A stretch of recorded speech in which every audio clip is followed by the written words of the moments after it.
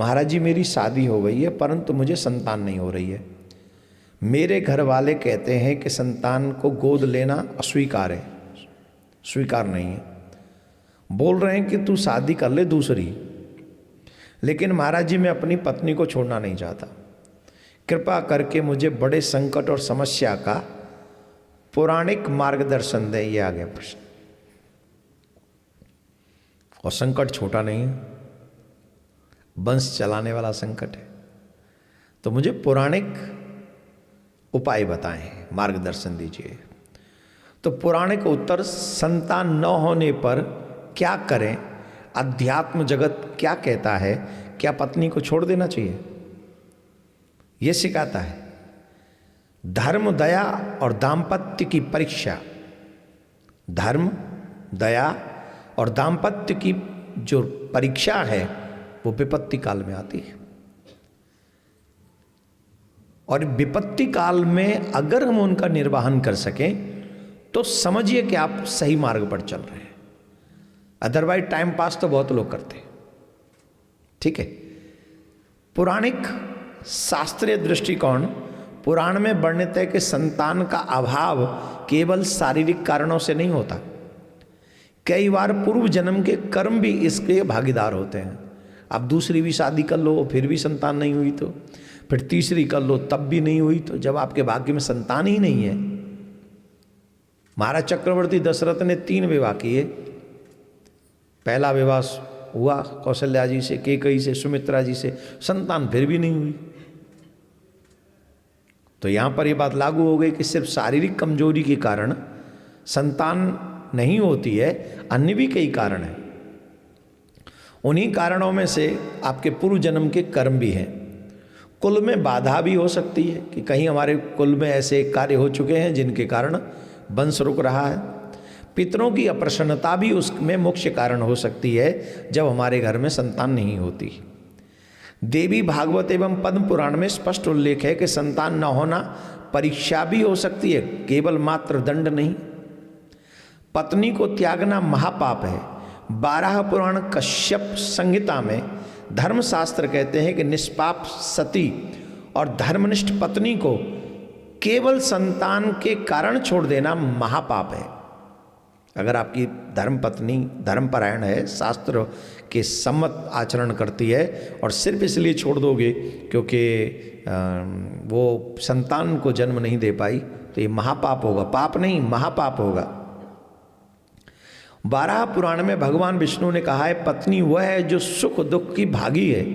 संतान के लिए त्यागना, संतान न हो इसलिए त्याग देना अधर्म है। अर्थात आपकी पत्नी को छोड़ना सही मार्ग नहीं है।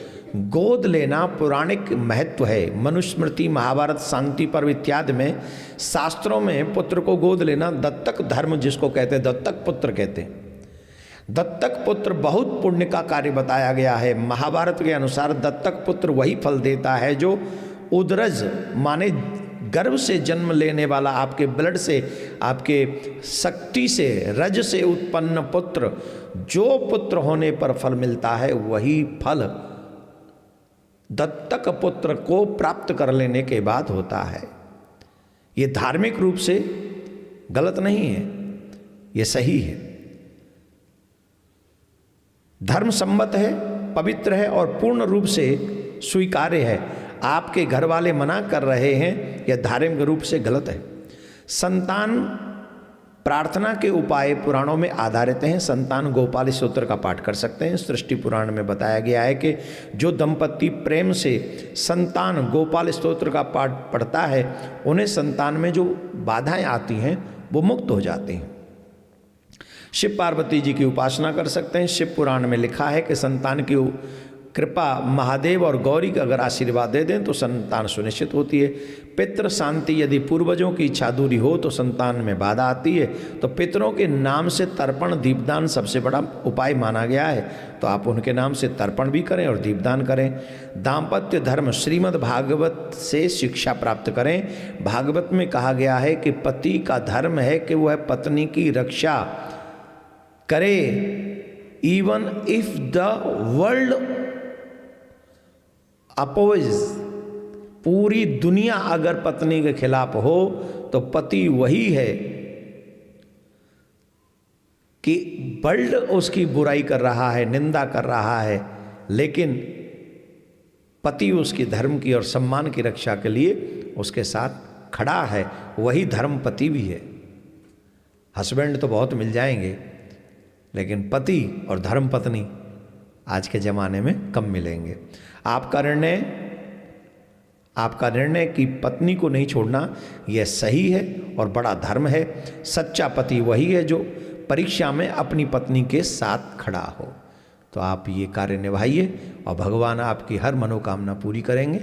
आज नहीं तो कल आप 11 पूर्णिमा वृंदावन की भी कीजिए, प्रिया कांजू के मंदिर की कीजिए और इस मंदिर में आके दीपक जलाइए, कीर्तन में सम्मिलित होइए और प्रारंभ कीजिए उस मनोकामना के साथ, तो भगवान आपकी मनोकामना भी पूर्ण कर सकते हैं। प्रिया कांजू भी एक तो 65 साल के थे, उनके घर में पुत्र हो गया, उनको भी ठाकुर जी ने संतान दी है।